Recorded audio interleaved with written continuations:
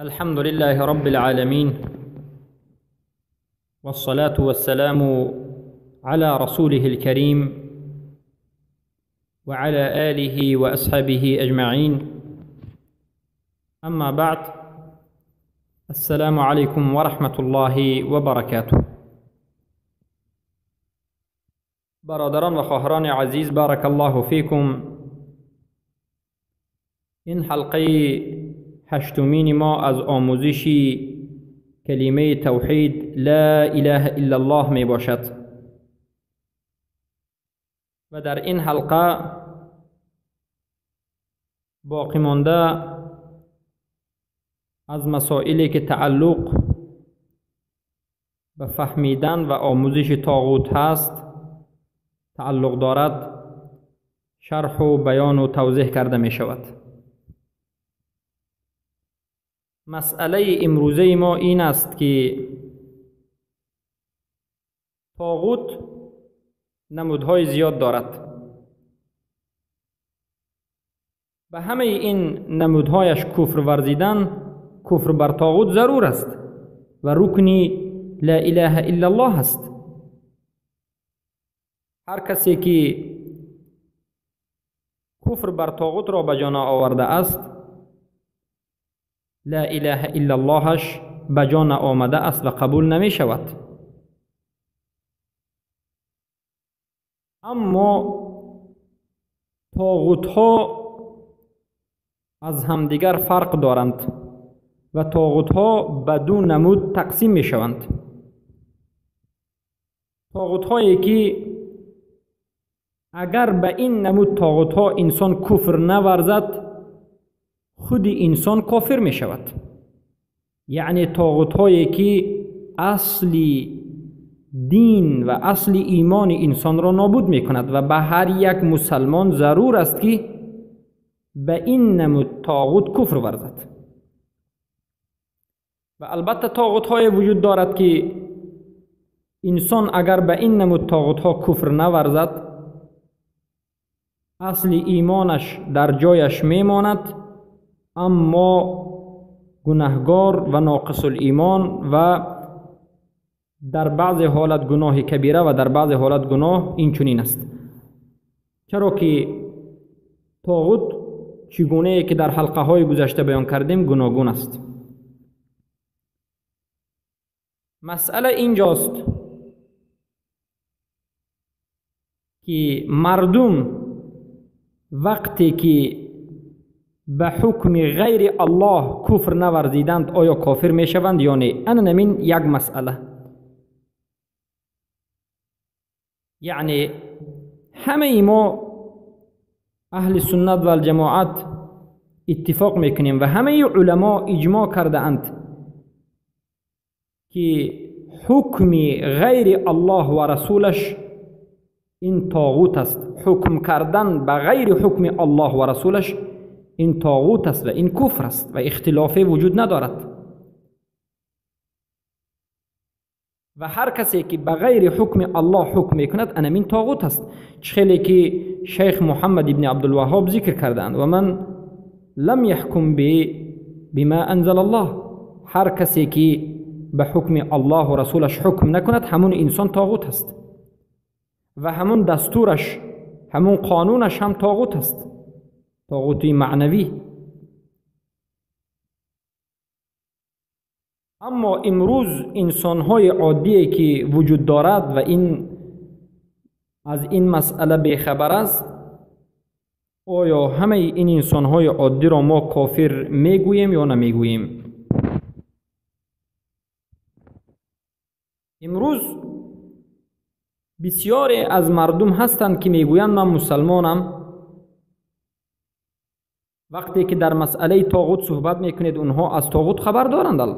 در مسائل بزرگ، مسائل طاغوت به مانند مسئله ادعای غیب، به مانند غیر الله چیزی که پرسته می شود طاغوت است، در مسئله این که شیطان طاغوت است، در مسئله این که باید الله یگانه پرستیده شود و غیر الله این طاغوت است. از این مسائل خبر دارند، اما در مسئله حکم بغیر ما انزل الله،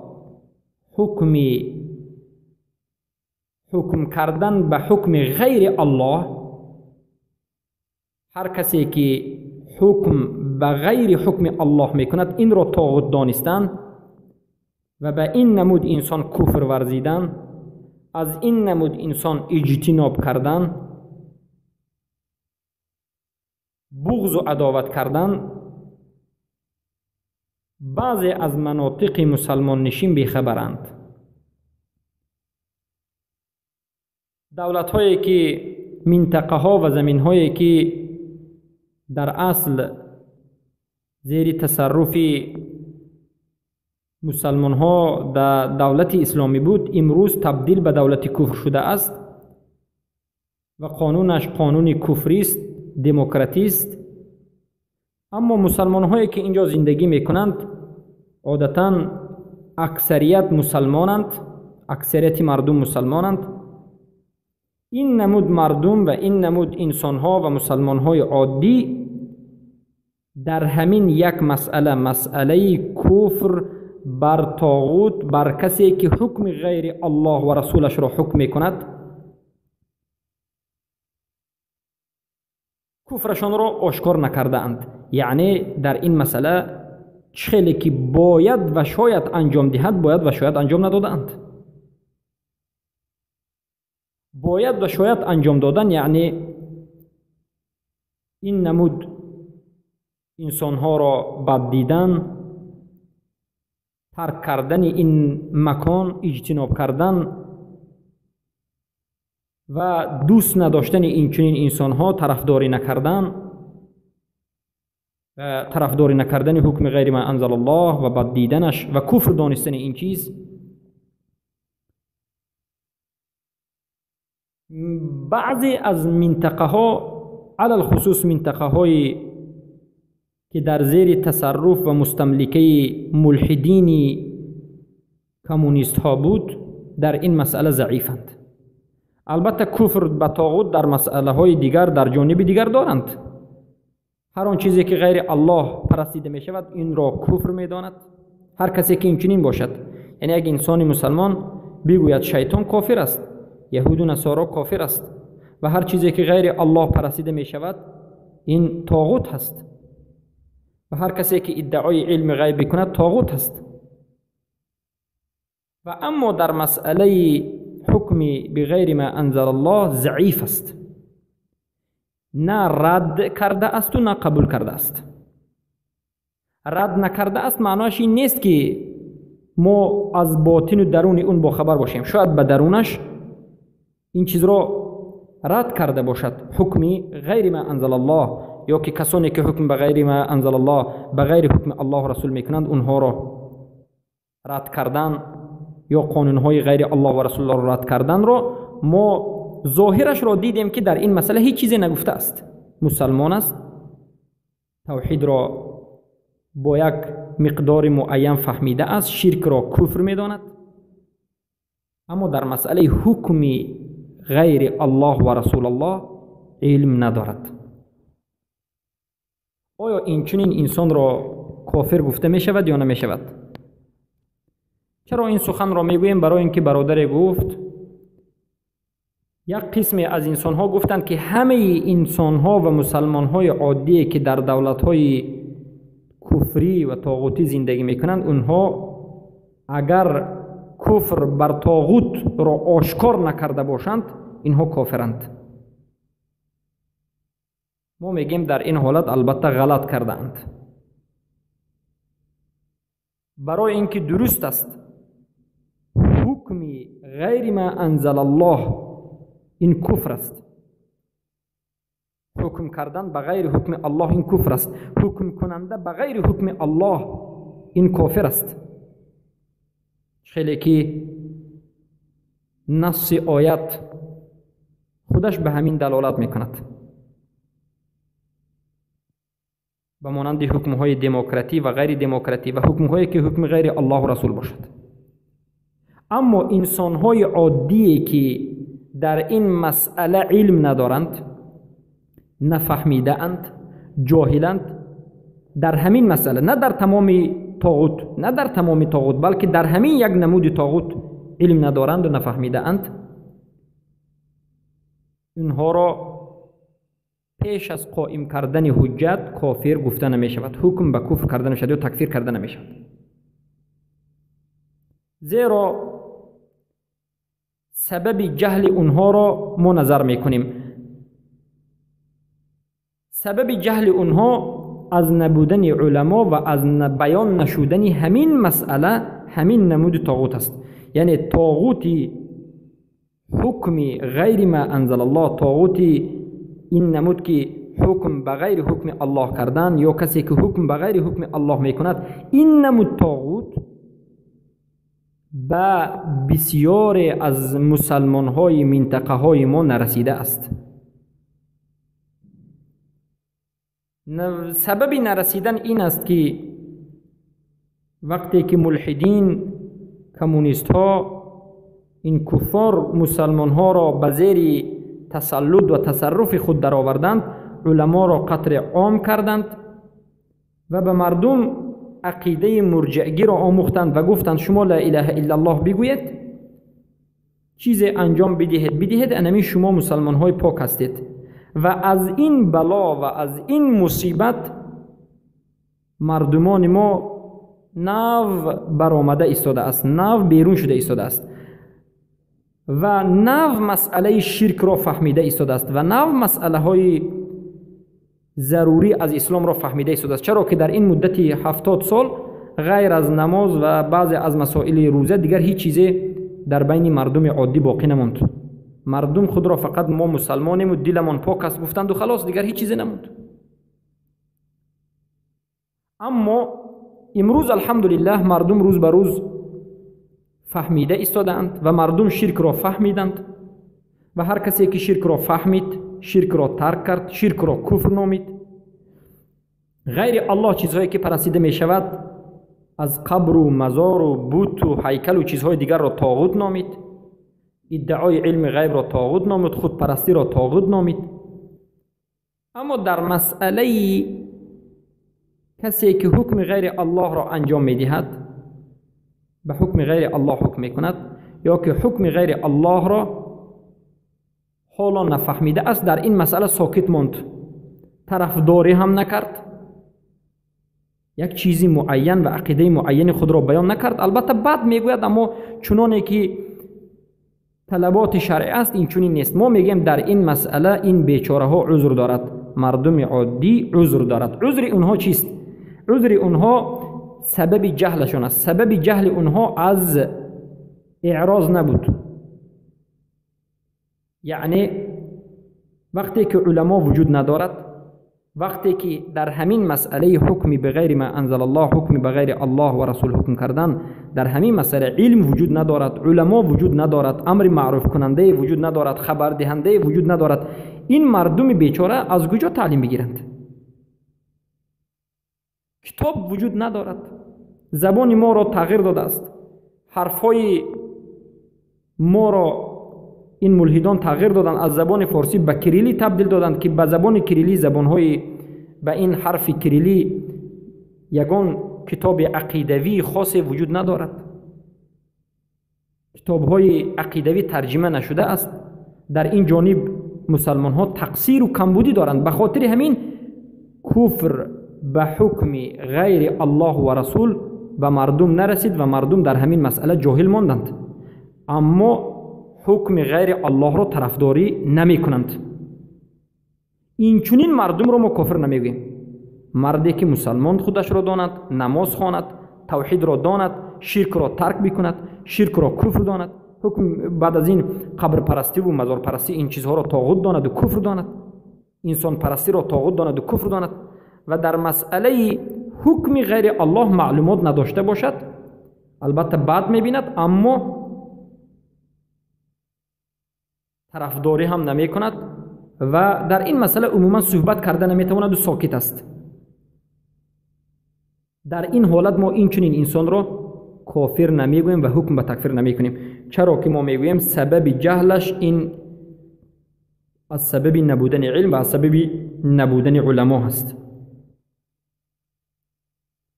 و دوم سبب آشکار نکردنش، یعنی کفر بغیر ما انزل الله را، کفر بر طاغوت بغیر ما انزل الله را آشکار نکردنش، این از سبب خفی بودن همین مسئله در همین منطقه هست. یعنی این مسئله در حقیقت در منطقه و مناطق ما آسیای مرکزی به نهایت خفی شده است، پنهان شده است. همه فهمیده نمیتواند. حتی در این روزها بعضی از طالب علم هم فهمیده نمیتواند. بارک الله فیکم.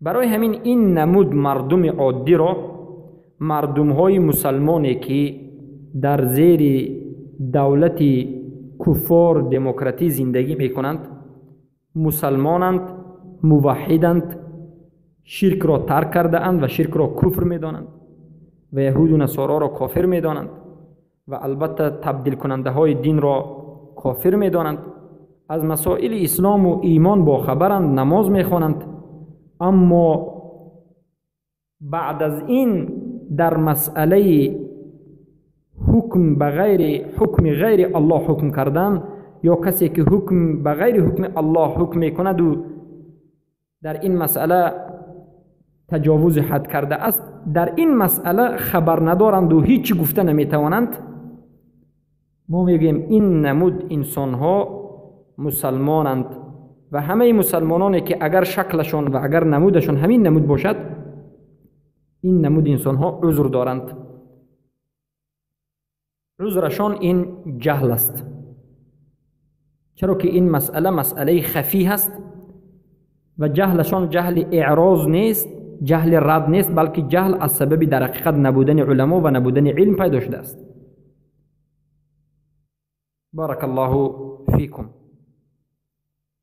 اما باید کفر ورزیده شود. معنای سخن ما این نیست که اجازت هست که کفر نورزید، یعنی اجازت هست که به حکم کنندگان حکم غیر الله کفر نورزید. نه، البته کسی که میداند، کسی که توحید را آموخت، کسی که فهمید که حکم غیر الله این کفر است، کسی فهمید که حکم کردن به حکم غیر الله این کفر است، بعد از این آمد و بعد از فهمیدنش و دانستنش کفر نورزید، به این نمود طاغوت ها کفر نورزید، این نمود طاغوت ها را دستگیری کرد، البته این کافر می شود. یا کسانی که نفهمیدند اما بعد از نفهمیدن هم به همین طاغوت ها لشکر شدند، لشکری طاغوت شدند. اینها مسئله حکم غیر ما انزل الله را از حکم بما انزل الله، حکم الله را از حکم غیر الله جدا کردن و نکردن را نفهمیدند، اما در همین حالت باقی نماندند، بلکه اینها همون طاغوت ها را دستگیری کردند، به خاطر همون طاغوت جنگ کردند، به خاطر همون طاغوت کشته شدند و به خاطر همون طاغوت دیگر مسلمان ها را به قتل رساندند و به همون طاغوت لشکر شدند. این نمود انسان ها هم حکمش کفر است و کافرند. اما سخن ما برادران و خواهران عزیز بارک الله فیکم در مسئله انسان های عادی، مردمان عادی که به این حکومت های طاغوتی هیچ ربطی ندارد، مسلمان عادی زندگی میکند، تاجر است، دهقان است، چوپان است، مردکار است، زندگی میکند، مسلمان است، نمازخوان است، اما مسئله کفر به طاغوت را نفهمیده است. اگر فهمانی میفهمد. برای همین علما میگند اول به این چنین انسانهای جاهل عادی اول قیام الحجت کرده شود. قیام الحجت یعنی به اینها اول این مسئله کفر بر طاغوت حکم بغیر حکم الله حکم کردن باید رسانیده شود و بعد از این وقتی که حکم رسید توفر شروط را دیده شود و بعد از این انتفاع الموانع کرده شود. یعنی به یک انسان مسلمان جاهل وقتی که حکم غیر ما انزل الله به خبر بود رسانیدید، با همه جانبش فهمید، فهمید که حکم غیر الله این کفر است و طاغوت است، یا کسی که به حکم غیر الله حکم میکند این طاغوت است و کافر است، باید کفر ورزیده شود. این مسئله را فهمید، آیات ها را فهمید، حدیث ها را فهمید، سخن علما را فهمید و بعد از این به اختیار خودش با وجود عقلش بجا بودن گفت و اختیار کرد که حکم غیر الله کنندگان اینها هیچ بدیه ندارد، من طرفدار همین هایم گفت و دستگیری حاکمان حکم کننده حکم غیر الله را کرد. بعد از فهمیدن شروط تکفیر را یعنی بجا آورد، به اختیار خودش کرد، عاقل بود، قصد همین سخن را داشت، فهمیده این سخن را زد، هیچ کسی این را مجبور نکرد، جاهل نیست، خطا نکرد، دیده و دانسته کرد. بعد از این حکم کفر به این نمود انسان ها داده میشد و این را کافر گفته میشد. اما در غیر این حالت همه مردم عادی را به یک جمله که کسانی که در حکومت های غیر اسلامی زندگی میکنند و کفر بر طاغوت را به جا نآورده اند و نفهمیده اند اونها کافرند گفتن غلط است و این منهج اهل سنت و الجماعت نیست. ما منهج اهل سنت و الجماعت را در این مسئله به شما بیان کردیم.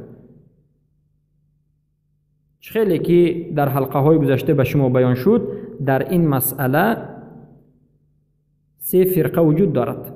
فرقه خوارج که به یک چیز عادی هم انسان ها را حکم به کفر میدهند، البته کفر اکبر میدهند، به انجام دادن کبیره، یا که طاغوت را خوارج همه اش را یک نمود میداند، طاغوت برنده اصل ایمان، نیست کننده اصل ایمان و طاغوتی که گناه است. این را فرق کرده نمیتوانند و فرق هم نمیکرد. خوارج ها در همه حالت یک نمود حکم میداد، این کفر. و البته در نزد خوارج ها جهل عذر نیست و سبب پیدایش جهل را هم نظر نمی کنند که جهل اعراض است و رد است یا که جهلی در حقیقت نبودن علم و نبودن علما هست. و اهل فطرت را از غیر اهل فطرت جدا نمی کرد که البته به همین سبب خوارج ها تمام مسلمان های روی دنیا را عامه را حکم به کفر میدن و قاعده های بدی هم دارند که میگن هر وقتا که حاکم کافر شد در زیر وی بوده تمام انسان ها محکوم ها کافر است. و قاعده دومی اونها میگن که اصل تمام مردم کفر است تا همان وقتی که اسلام را ظاهر نکنند و به گناه کبیره انسان ها را کافر میشمارد که این مذهب خوارج است. مذهب مرجئه در همین مسئله حکم بغیر ما انزل الله، حکم کردن به حکم غیر الله، اما مرجئه ها مقابل و ضد خوارج ها به نهایت کمبودی کرده اند و تقصیر کرده اند و در تقصیر کردن غلو کرده اند. در نزد مرجئه کفر ورزیدن به طاغوت این مسئله به ایمان تعلق ندارد. یعنی مرجئه ها غلو کردند. مرجئه ها کفر بر طاغوت را رکن لا اله الا الله نمیگویند. مرجئه ها کفر بر طاغوت را تعلق هم به شروط لا اله الا الله نمیدهند. مرجئه ها و جهمی ها علمایش هم ما که درباره مردم عادی صحبت کرده شدیم و حکم کردیم که کسی که دیده دانسته حکم به غیر ما انزل الله، حکم غیر ما انزل الله را قبول میکند و بعد از فهم، بعد از همه این چیزها این کافر است. اما مرجئه ها میگد بعد از دیده و دانسته حکم غیر ما انزل الله را شما کفر نوردیدن به این چیز هم این هیچ باکی ندارد میگد، یعنی به ایمان ضرری نمیرساند. برای همین میبینید که مرجئه ها در زیر حکم غیر الله زندگی کردن را اختیار کردند. یا که میبینید که مرجئه ها بعضیش جنگ کرده ایستاده است یا به عباره دیگر بگیم گویا که جهاد کرده ایستاده است، اما همون جایی که جهاد کرده ایستاده است میبینید که حکمش حکم غیر الله است. به خاطر چی جهاد کرده ایستاده است خودش بیخبر است.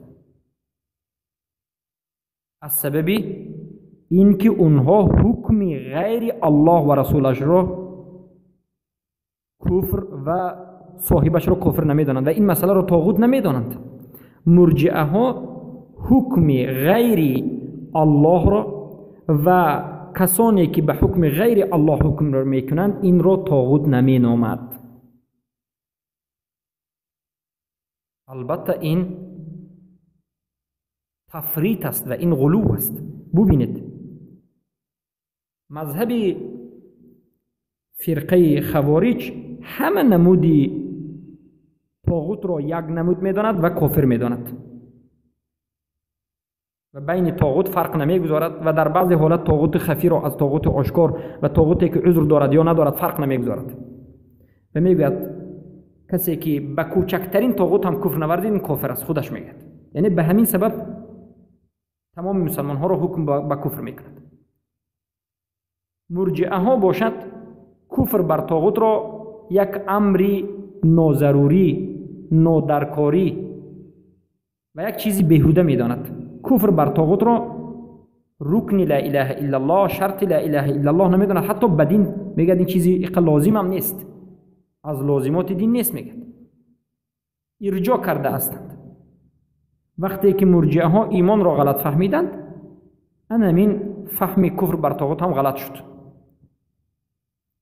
اما اهل سنت و الجماعت میگویند کفر بر طاغوت این رکن لا اله الا الله است، اما طاغوت نوع و نمودهای خود را دارد.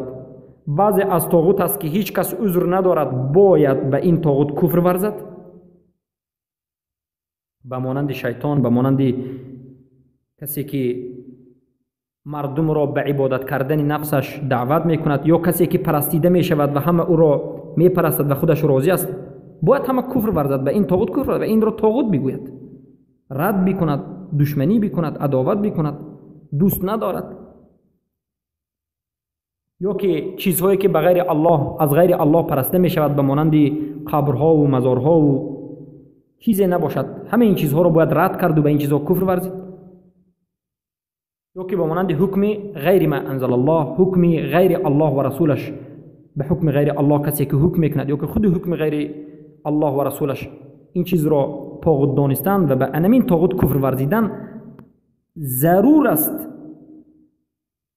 و در مسئله حکم به غیر ما انزل الله مسلمان عادی را از مسلمان عالم جدا میکنند، اما در مسئله های دیگرش، در مسئله شیطان، کسی که پرسته میشود، کسی که مردم را به پرستش دعوت میکرد، البته جدا کردن نمیشود، همه یک حکم را دارد.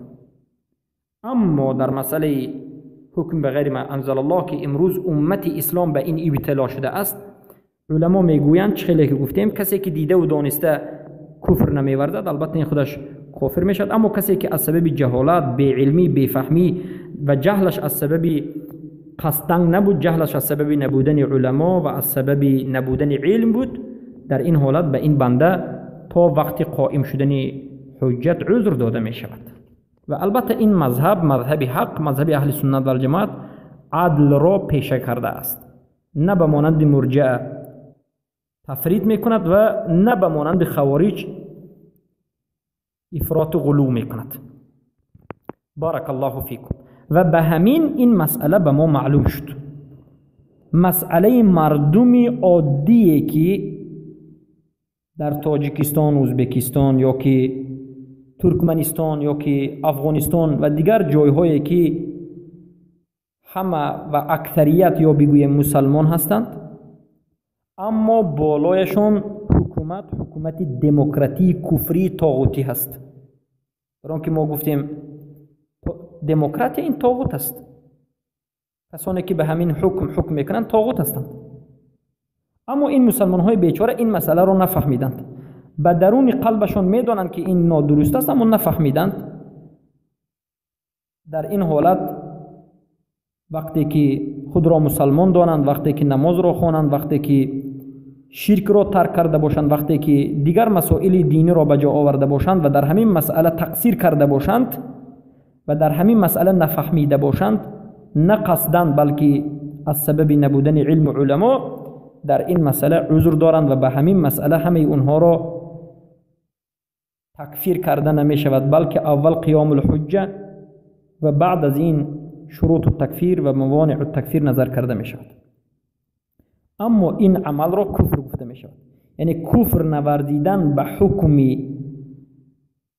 غیر حکم الله و رسولش، کفر نوردیدن به طاغوت حکمی، کفر نوردیدن به امون حاکمانی که به حکم غیر الله حکم میکنند، این عمل کفر است. اما کفر مطلق است، حالا به معین نمیگذاریم. به معین همان وقت می شود که اول این انسان جاهل را تعلیم بدهید، یعنی حجت را قائم بکنید. اما این در حق انسان‌های عادی هست، نه در حق انسان‌هایی که امروز دیده و دانسته حکم غیر الله و رسولش را از حکم الله افضل می‌دانند. شیخ ابراهیم آل شیخ مفتی مملکت عربستان سعودی و استاد شیخ ابن باز کتاب نوشتن تحکیم القوانین، در اینجا میگویند که هر کسی حکم